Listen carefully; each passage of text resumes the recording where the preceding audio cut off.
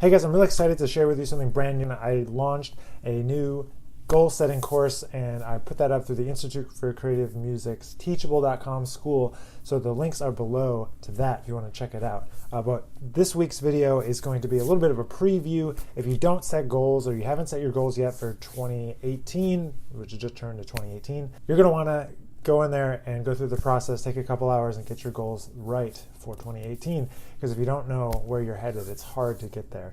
I have to set goals each and every year. I go through this process on my own over a couple of days, and I've condensed it down into about a 2-hour workshop with pausing and taking your time to write your own responses. So this is going to be a little bit of a preview, and if you want to see the full course, click onto the links. The links are below, and it'll take you over to the course where you can register. It's just $20, and it'll be the best $20 I think you spend this year investing in yourself, investing in creating the future that you want. So thanks for tuning in this week. I'll see you guys back here with another video next Wednesday.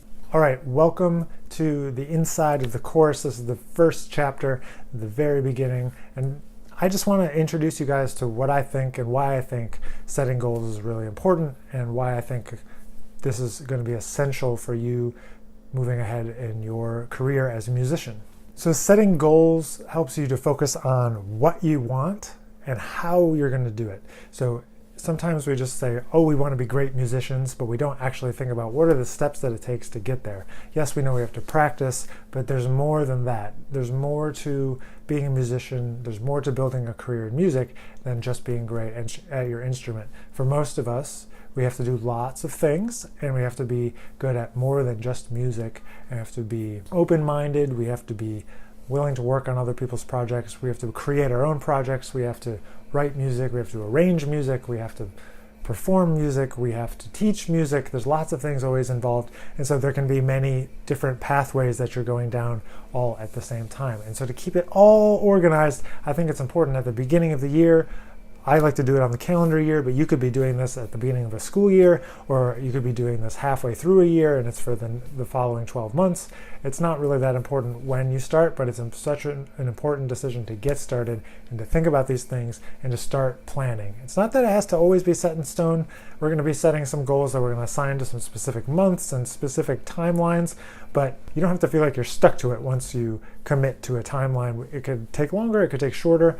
It's always flexible. It's just important to keep in mind. It's important to get started with it and then adjust it later. Sometimes we think we sort of know what we want, but when we start to think about it and then we actually write things down, it starts to actually come out of us in a different way. We weren't exactly sure what we meant, or we thought maybe we wanted to go move to this city, but actually when you really think about it and you do a pros and cons list about which cities you want to move to, you kind of decide that you want to go to the number 2 on your list instead of number 1 for a bunch of reasons. So getting it out of your brain, I think sometimes we have so much swirling around in there and we're moving so fast and thinking about so many things and living in a fast-paced world. We just need to get it out and be able to look at it on a piece of paper and say, okay, this is what I actually think. And we're not just relying on what we're thinking in our brain. We're actually externalizing it. We're connecting pen to paper. We're connecting our thoughts out, externalizing them from our brain, and so that we can look at them and reflect and actually make a good decision about how we're going to move forward. We're thinking about trying to create a path. We're trying to think about the end goal and reverse engineering our way to that end goal via this path, these stepping stones, these little goals. They're all going to add up to getting closer and closer and closer to the end goal, whatever that may be, whether it's a personal goal or professional goal or maybe a musical goal. It could be anything. We just want to always be taking little steps forward all the time. You know, a quote that I really love that I included in the workbook is, if you aim at nothing, you'll hit it every time. And that's something that resonates with me.